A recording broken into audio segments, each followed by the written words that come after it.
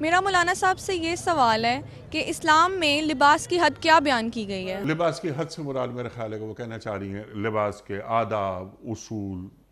وغیرہ وغیرہ ارشاد۔ دیکھیں بنیادی چیز تو یہ ہے کہ لباس اللہ نے ستر کو ڈھانپنے کے لیے بنایا ہے۔ اس میں ظاہر سی بات ہے مرد اور عورت کے درمیان فرق ہے۔ عورت کے لیے ستر جو ہے وہ سر بھی جو ہے وہ سر کے بال بھی جو ہے وہ ڈھانپے جائیں گے،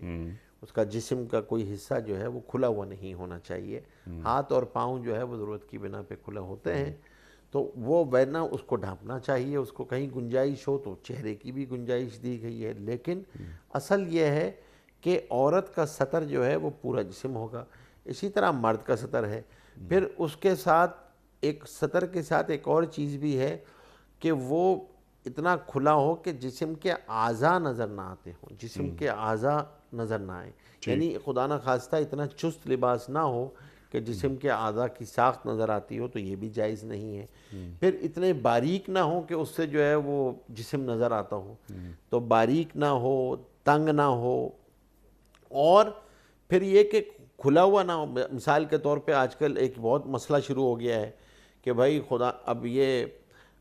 حکم تو وہ مردوں کے لیے ہے لیکن عورتوں کے فیشن میں آ گیا ہے کہ ٹخنے سے اوپر جو ہے وہ پجامے ہوتے ہیں، ٹخنے سے اوپر جو ہے وہ شلواریں ہوتی ہیں۔ ٹخنے سے اوپر اگر شلوار پجامہ ہوگا اور اگر خدا نہ خواستہ اس حالت میں نماز پڑھ لی تو پھر نماز نہیں ہوگی اس کی، اس لیے اس کا آدمی کو اہتمام، ایک تو گناہ تو ہے ہی ہے کیونکہ جب بغیر ستر کے عورت باہر نکلے گی تو گناہگار ہوگی۔